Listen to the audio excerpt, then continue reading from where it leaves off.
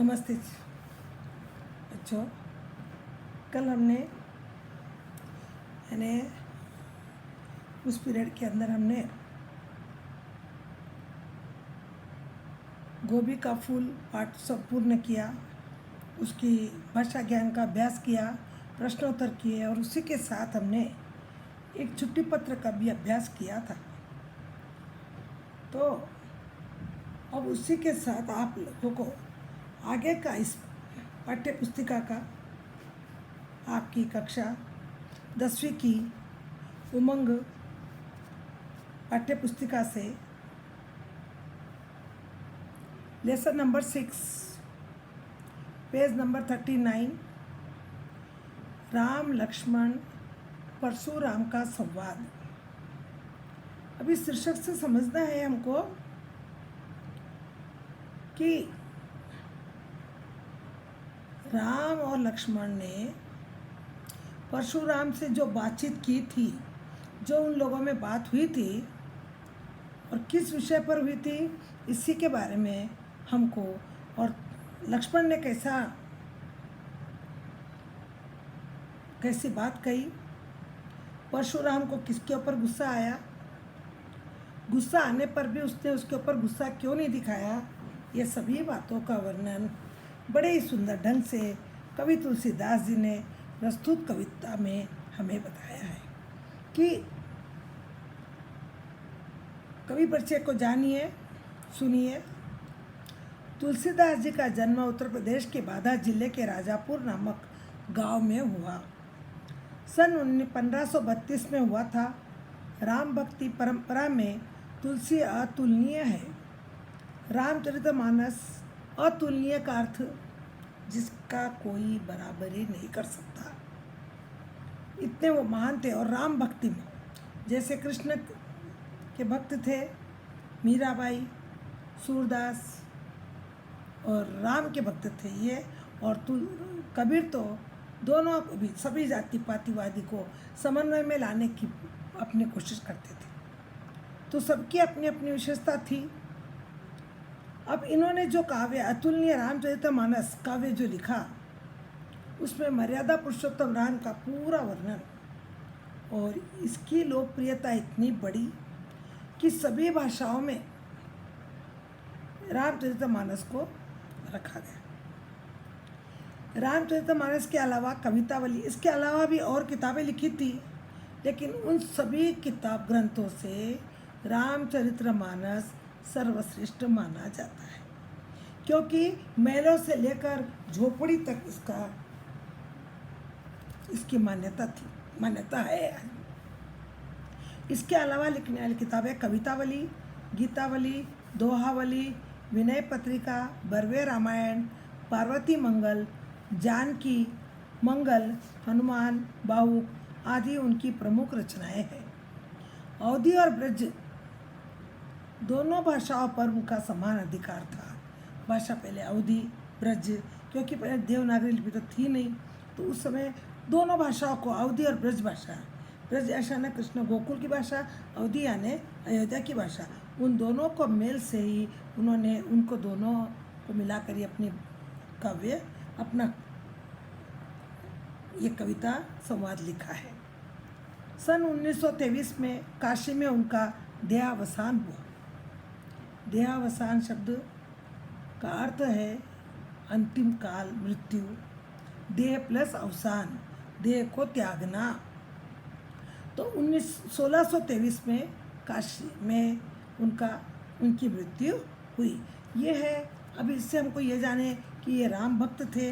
इन्होंने अपने दोहे में, कविताओं में, संवाद जो भी कहीं पर किया है, ऐसी अन्य कई किताबें लिखी, लेकिन रामचरितमानस जो राम के जीवन से लेकर अंतिम काव्य तक उनका वर्णन किया गया है, इसीलिए उसका नाम रामचरितमानस बताया गया है।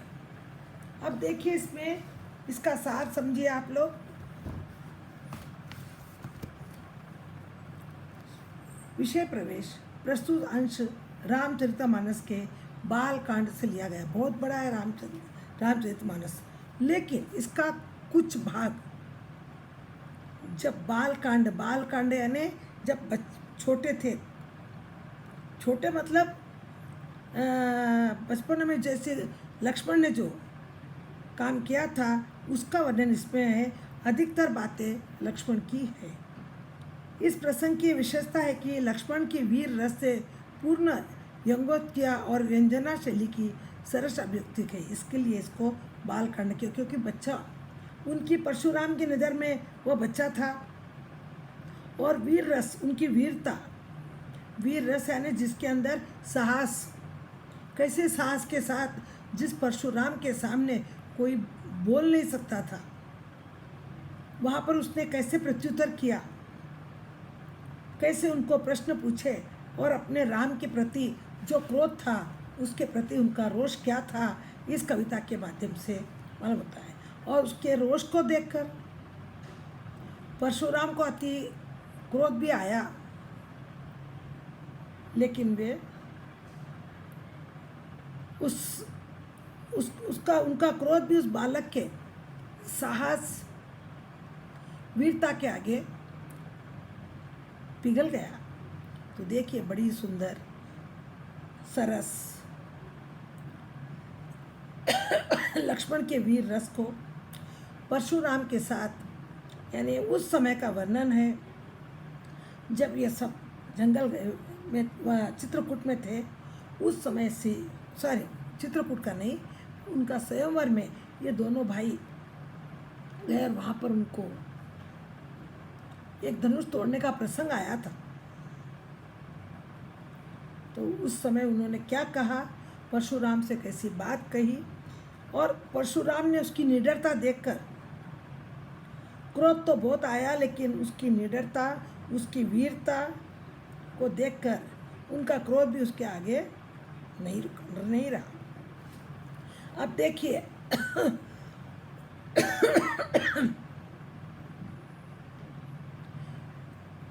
क्या कहा उन्होंने सबसे पहले कि नाथ संबोधन भजन निहारा, होई केही एक दास तुम्हारा। ये भाषा सरल हिंदी नहीं है, लेकिन जब आपको समझ में आ जाएंगी मेरे समझाने पर, तो आपके लिए यह भाषा बहुत ही सरल हो जाएंगी।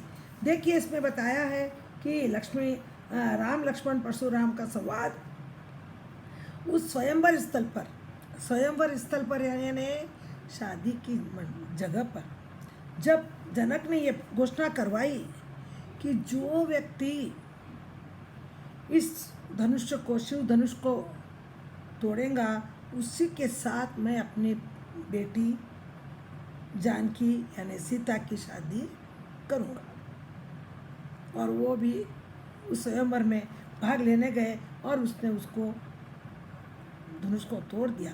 उस टूटे हुए धनुष को देखकर जो परशुराम का रोष था, गुस्सा था, उसी में वो दोनों, राम तो मुस्कुरा कर, भाई मैंने तो इसको उठाया और मैंने जो घोषणा की गई थी उसका पालन किया, और बड़ी मधुरता से कहा, लेकिन परशुराम के क्रोध को देखकर राम के प्रति इसको सहन नहीं कर सका लक्ष्मण, और वो क्या कहता सुनिए।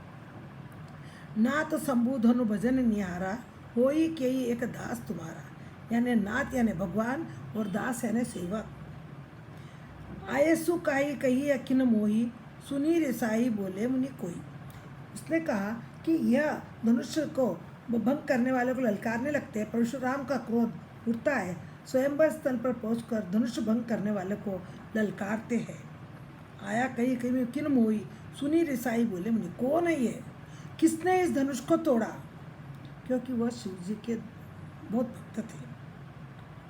तो जब उनका धनुष टूटा हुआ देखा तो उन्होंने ललकार करके कोई मोही सुनी, कही किन मोही, सुनी रिसाई, सुनकर देखकर, रिसाई यानी गुस्सा होकर, मुनि क्या कहते हैं, सेवक को सोजो करे सेवकाई, हरि करनी करी लड़ाई।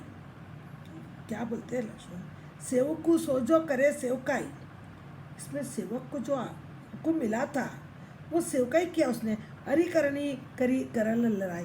तो आप इस धनुष को तोड़ते हुए देखकर आप उसका क्यों क्रोधित हो रहे हो, अरिकरणी करी करिय लड़ाई। तो बता, ये तो उसने कहा था और उसने आपका धनुष तोड़ा, तो ये अलग बात है, लेकिन मुझे समझ में नहीं आता। देखो आगे क्या बोलता है। सुनई राम जेहि शिव धनु तोरी, सहस बाहु समसोरिपु मोरा। क्या बोल रहे हैं? उसकी आवाज़ सुनकर, उनकी परशुराम की ललकार सुनकर, सुनई राम जेहि शिव धनु तोड़ा, उसने कहा कि यह धनुष किसने तोड़ा है? राम ने। सहस बाहु समसोरिपु मोरा, सहस्त्र भुजा वाला, उसके अंदर इतना बल है, सम यानी बराबर, सो रिपु मोरा, तो जिसने इसको धनुष को तोड़ा है वो मेरा क्या बन गया है? रिपु यानी शत्रु। रिपु शत्रु, वैरी, दुश्मन, ये सब उसके पर्यायवाची शब्द है। उस टूटे हुए धनुष को देखकर परशुराम का क्रोध क्रोध इतना भड़का कि ललकार कर उन्होंने पूछा, पुकार कर कहा, क्रोध में आकर पूछा, लाल लाल आंखें करते पूछा कि किसने ये धनुष को तोड़ा है? सो बताइए। सो बिलगाऊ बियाई समाजा, न तुम्हारे जेही सब राजा। तो उसने कहा कि ये सेवा धनुष तोड़ने वाला कौन है? दुश्मन कार्य जिससे इस धनुष को तोड़ा है वो अलग हो जाए, अन्यथा सभी राजा मारे जाएंगे। अब देखिए क्या बोला उसने कि देखो, जो इसने धनुष को तोड़ा है वो क्या हो जाए?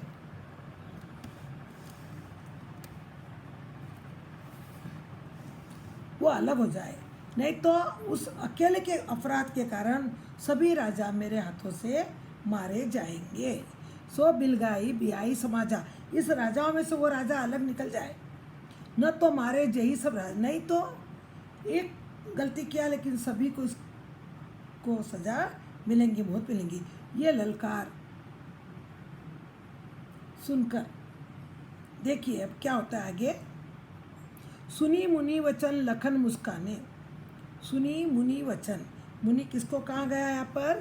परशुराम जी को, क्योंकि परशुराम की आवाज़ सुनकर लखन मुस्कुराने लगे कि आज परशुराम का इतना क्रोध क्यों, क्या कारण है इस धनुष का? तो वो मुस्कुराने लगे और बोले, परशु धरहि अवमाने।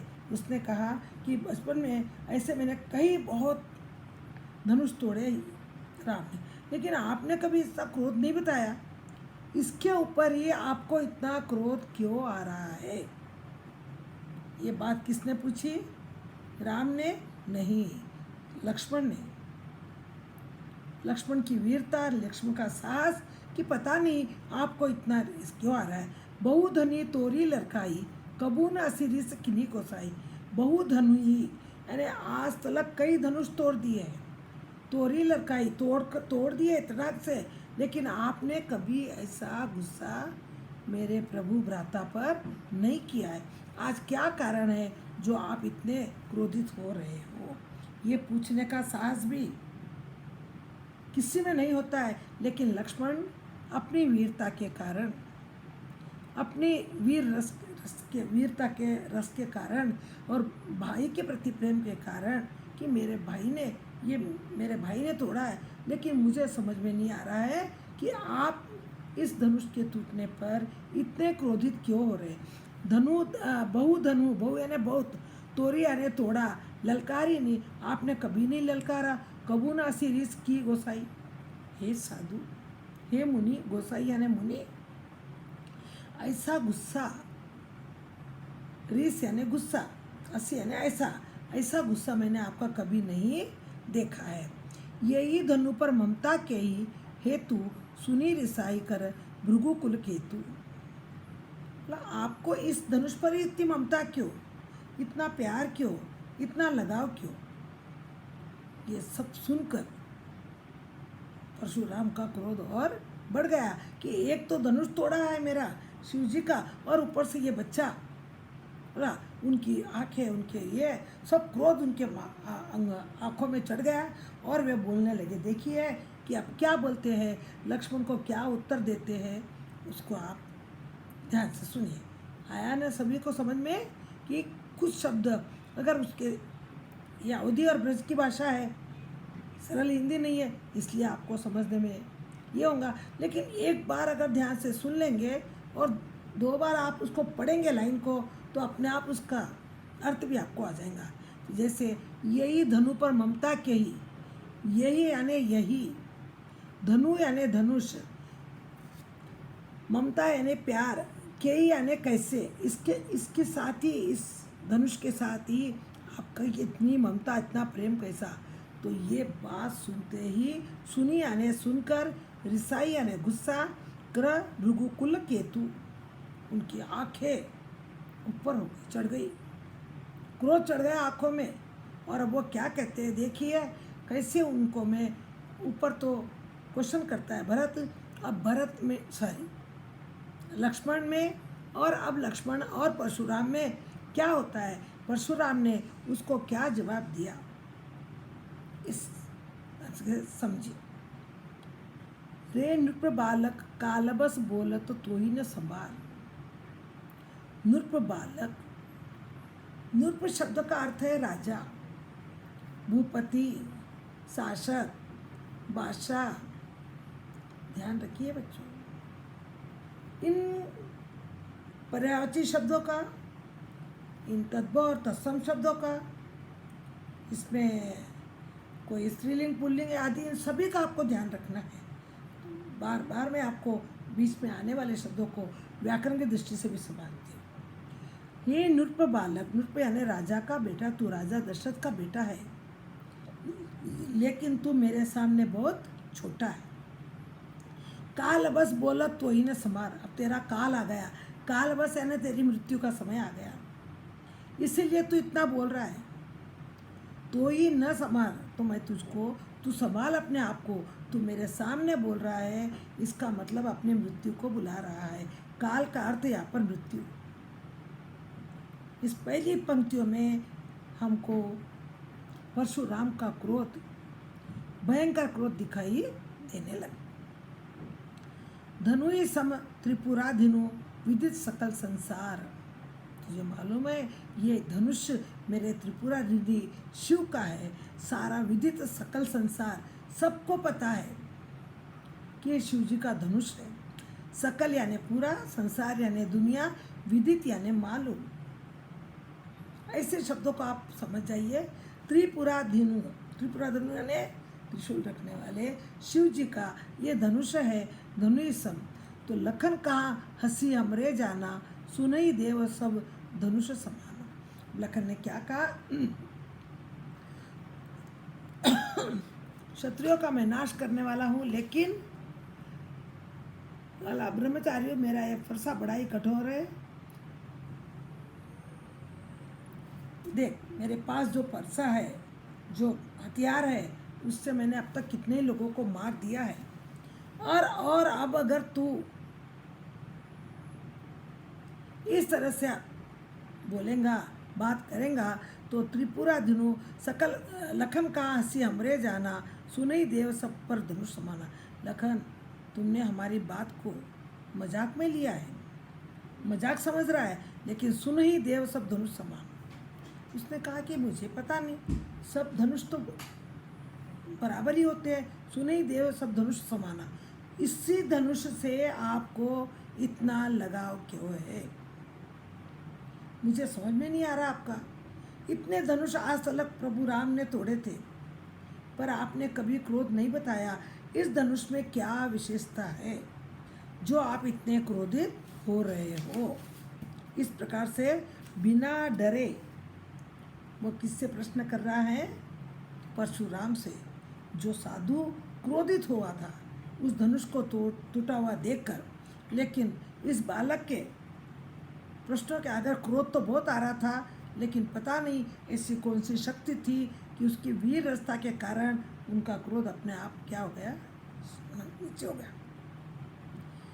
लखन का हंसी हमरे जाना, सुनई देव सब धनुष समाना। का छति लाभू जन जून धनु तोरे, देखो राम नयन के भोरे। अब उसने क्या बताया कि छति यानी क्षत्रिय, का छति लाभू जून धनु तोरे, क्षत्रियों का काम है ये। वो तो क्षत्रिय था, वो जून धनु तोड़े, देखा राम नयन के भोरे। आप परशुराम से यंग करते हो कहा कि खेल खेल में कितने ही धनुष तोड़े अभी तक, आपने कभी इस पर कभी क्रोध प्रकट नहीं किया। आखिर आपका ऐसा कौन सा प्रेम का कारण आप इतना क्रोध कर रहे हो? और उसके बाद उसने कहा कि देख राम नयन के भोरे, देखो राम को देखो, उनके नयन यानी आँख कितने सुंदर है और आप उनके ऊपर क्रोध कर रहे हो। मुझे पता नहीं। आप देखिए यहाँ पर बोले उनका पक्ष लेकर बोल रहा है भरत, सॉरी लक्ष्मण, छुअत टूट रघुपति न दोषु। रघुपति यानी किसको कहा है? रघुपति राम को। ये राम है जो हम सबका क्या है? पति है। पति यानी हमारा सबसे ऊपर बड़ा, हमको देखने वाला। छुअत टूट रघुपति न दोषु, इसमें मेरे प्रभु राम का कोई दोष नहीं है। दोषु यानी गलती, उन्होंने सिर्फ उसको छुआ। लोग कहते थे कि वो धनुष ऐसा था कि कोई उसको उठा भी नहीं सकता था। छू सकते थे लेकिन उठा भी नहीं सकते थे, और कोई तोड़, कितने ही राजा आए। इसीलिए जनक राजा ने ये प्रण रखा कि जो इस धनुष को उठाकर तोड़ेगा उसके साथ मैं अपनी बेटी की शादी करूँगा। और ये स्वयं खेल खेल में, इससे कोई ये नहीं थी, लेकिन चलो हम भी अपना बल को आजमाएं। और उसने खाली उसको छुआ, स्पर्श किया तो बोले छुआ तो टूट रघुपति ने दोषु, इसमें प्रभु राम का कोई दोष नहीं है। मुनि बिनु काज करित कतरोसु। अब देखिए कि मुनु बिन काज करत कतरोसु, इसका आपको मुनि को आप परशुराम से कह रहा है कि आपका इसके ऊपर क्रोध उचित नहीं है। इन्होंने कोई गलती नहीं की जिसके कारण आप इनके ऊपर इतने क्रोधित हो रहे हो। इतनी बात भी परशुराम के सामने बोलने वाला वीर व्यक्ति ही हो सकता है, क्योंकि परशुराम का उन साधु महात्माओं को ऐसा कोप होता है कि वो कभी कभी कैसे कैसे आशीष दे सकते हैं। लेकिन इसकी वीरता के आगे छोटा सा बालक लेकिन कैसे वीरता के साथ बोल रहा है, तो परशुराम का क्रोध भी क्या हो जाता है? शांत हो जाता है। बोले चिते परसु की ओरा, रेसठ सुनई सुभाव न मोरा। अब फिर गुस्सा है कि बोले चिते परसु की ओरा, अरे तू किससे बात कर रहा है? इस धनुष को तोड़ने के लिए मेरी समझ में क्रोध ठीक नहीं है, लेकिन बता तुम मेरे सामने बोल रहा है बोले चिते परसु की ओरा, रेसठ सुनई सुभाव न मेरा। मुझे कोई बात सुनने की स्वभाव नहीं है, तू मुझे उपदेश मत दे। ये क्यों प्रिय है, इसको तोड़ने से क्रोध क्यों आया, ऐसे कोई भी प्रश्न मुझसे तू मत कर, क्योंकि मेरा स्वभाव कुछ सुनने का नहीं है, सिर्फ गलती करने वालों को सजा देने का है, और मैं करूँगा। स्वभाव यानी स्वभाव, मोरा यानी मेरा, सुनई यानी सुनने का। सच मैं किसी की भी बात को सुनने का मेरा स्वभाव नहीं है। बालक बोली बधो नहीं तोई, केवल मुनि जड़ जा नहीं हुई। बालक बोला कि मैं आपको ऐसा कोई बात नहीं बोल रहा हूँ कि आपको कुछ समझना ही है, लेकिन आप देखिए मेरे इनकी कमजोरी कि बधो शब्द का अर्थ आपको वध करना है। बोले बालक बोली बधो नहीं तोई, तो उसने कहा कि मेरे को वध करने का नहीं है तुम्हारे को, तू बालक है। कौन बोल रहा है? ये परशुराम। मैं तुझे अभी मार सकता हूँ, मेरे इस फला से देखो जो मेरे हाथ में फरसा है उसके साथ तेरे मैं टुकड़े कर सकता हूँ, लेकिन बालक वध करना मैं नहीं चाहता हूँ क्योंकि तू छोटा है। बालक बोली बधो नहीं तोई, केवल मुनि जड़ जा नहीं मुई। तू मुझे खाली केवल मुनि मत जान, जड़ यानी मैं बहुत जड़मती बोल तो मेरी बुद्धि जा नहीं हुई। तू ऐसा मत सोच कि मेरी बुद्धि कुछ काम नहीं करती है। मैं जड़मती नहीं हूँ और मुझे सुनने का आदत नहीं है। इसीलिए रे बालक, बार बार परशुराम उसको चेतावनी देके कि तू चुप हो जा। मेरा प्रश्न किससे हो रहा है? धनुष तोड़ने वाले से हो रहा है, और तुझे ये सब बातें करने की आवश्यकता नहीं है। बाल ब्रह्मचारी अति कोई, विश्व विदित क्षत्रिय कुल द्रोही। मैं कौन हूँ मालूम तुझे? मैं बाल ब्रह्मचारी अति कोई, और बाल ब्रह्मचारी का इतना श्राप होता है कि मैं तुझे खत्म भी कर सकता हूँ। बधो नहीं तो ही केवल मुनि जड़ जाने मुई। केवल मुनि मुझे जानते हैं। बाल ब्रह्मचारी अति कोई, विश्व विदित क्षत्रिय कुल द्रोही। विश्व विदित, सारे विश्व में पता है क्षत्रिय कुल का मैं विद्रोह कर सकता हूँ। तू मेरे सामने बिल्कुल मत बोल। यानी किसमें वाद विवाद चल रहा था? ये परशुराम और लक्ष्मण में। और सारी बातें खामोश मुस्कुराते हुए शीतल स्वभाव वाले, हंसमुख स्वभाव वाले राम उन दोनों की वार्तालाप को सुन रहे थे। लक्ष्मण के क्रोध को भी देख रहे थे, और लक्ष्मण के प्यार को देख रहे थे, और परशुराम के क्रोध को भी देख रहे थे। पर उनको पता है कि इसका कुछ नहीं। लक्ष्मण जो बोल रहा, लक्ष्मण अपनी जगह सही था, परशुराम अपनी जगह सही था। तो यहाँ पर देखिए, विश्व विदित क्षत्रिय कुल द्रोही। मैं देखिए पूरे संसार को पता है कि क्षत्रिय कुल का मैं विद्रोह कर सकता हूँ। इसीलिए भुजबल भूमि भूप बिनु किन्ही, विपुल बार मही देवन दीनी। क्या बताया कि विपुल यानी बहुत, महाविद्या ने ब्राह्मणों के लिए, भुज यानी भुजा, भुजबल भूमि भूप बिनु किन्ही, विपुल बार मही देवन, ब्राह्मणों के लिए ये बात जो तूने कही वो तेरे लिए एक कोप होगा, तेरे लिए शाप होगा। अगर मैं एक बार तुझे शाप दे दूंगा तो तू कहीं का ही नहीं बचेगा। इसीलिए रे बालक, तू अपने आप को क्या कर, चुप कर ले। मुझे ऐसे बात करने वालों से मैं बात नहीं करता हूँ। सहस बाहु भुज छेद निहारा, परसु बिलो को महीप कुमारा। सहस बाहु भुजा वाला मेरे सहस्त्र भुजा है। सहस्त्र बाहु, बाहु सहस्त्र यानी हजारों, और बाहु यानी शोल्डर, भुजा यानी ये मेरी भुजा में छेद नहीं आ रहा। ये तू देख लेना कि मैं इस परसु, जो मेरे हाथ में परसु है, परसु का अर्थ है कुल्हाड़ी, जिससे वो लोग पहले उस ज़माने के अंदर कभी गोली बंदूक ये सब नहीं रहते थे। लोग अपनी रक्षा करते थे, लेकिन भाले से, त्रिशूल से, कुल्हाड़ी से, हंसिया से, ऐसे ये चीज़ें थी उनके हथियार। उनके पास कोई गन नामक कोई चीज़ नहीं थी उस समय हमारे को। तो देखिए, ये मेरे पास जो परसु है, छेद निहारा, ये काटने वाला है। इसको परसु बिलोक महीप कुमार। महीप कुमार किसको कहा गया है? लक्ष्मण को। महीप यानी राजा का कुमार है तू, इसीलिए मैं तुझे क्या कर रहा हूँ, छोड़ रहा हूँ।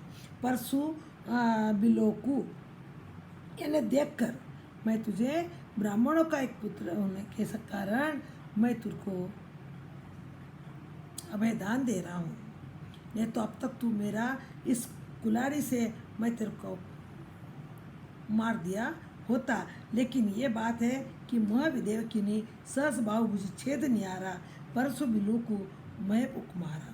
महेप यानी राजा कुमार होने से तू अयोध्या का, राम का छोटा भाई होने के कारण से परसु बिलू को, ये परसु भी तेरे ऊपर नहीं उठ रहा है।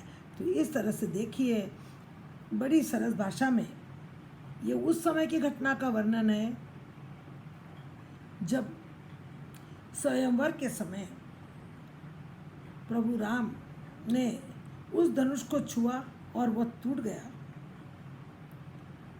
और फिर उस राजकुमार लक्ष्मण और परशुराम में जो वाद विवाद हुआ था, जो बात हुई थी, उसी को लेकर कवि तुलसीदास ने अपने इस राम लक्ष्मण और परशुराम का संवाद दोनों में कितनी, तीनों में कितनी बातें हुई, इसमें अधिक बातें किस में हुई? लक्ष्मण और परशुराम में। और लक्ष्मण तो बहुत छोटा था परशुराम के आगे, लेकिन पता नहीं ऐसी कौन सी शक्ति थी कि वो चाह कर भी उसके ऊपर क्रोध नहीं कर सक रहा था। क्रोध तो उसे बहुत आ रहा था कि वो चाहे तो एक ही बार में उसको मार सकता था, लेकिन पता नहीं ऐसी कौन सी घटना थी या कौन सा शक्ति या उस बालक की वीरता के आगे उस परशुराम का क्रोध भी क्या हो गया, जिसकी आंखें क्रोध से लाल हो चुकी थी, लेकिन वह भी उसकी ये हो गई। और अंत में वह सहज बाहुभुज छेद निहारा, उसने कहा कि मेरे पास तू ये काटने वाला बिलों को देखकर सोचकर देख, कुल्हाड़ी है जिसके द्वारा मैं तेरे को मार सकता था, द्रोही शत्रुता करने वाला है, लेकिन विश्वविदित संसार प्रसिद्ध, पर मेरे क्रोध को पता नहीं क्यों, मैं तेरा राजकुमार, तू किशोर है भी, तू नादान है, और तेरी नादानी और उसके साथ तेरी वीरता, कैसे वीरता पूर्वक तू बातें कर रहा है। तो इस सब को देखकर परशुराम का क्रोध भी क्या हो गया, शीतल हो गया। मनुष्य के लिए क्रोध का आना जरूरी है, लेकिन कभी कभी सामने वाला का ऐसा व्यवहार होता है कि उसका क्रोध अपने आप गायब हो जाता है। अब इस कथन से द्वारा हमने राम, लक्ष्मण और परशुराम में जो बातचीत हुई थी, उस समय सीता के स्वयंवर के समय जिस धनुष को तोड़ने की बात हुई, और जब वो धनुष राम से टूटा तो क्रोधित परशुराम ने राम से कुछ कहा, उसके बाद इसका उत्तर किसने दिया? लक्ष्मण ने।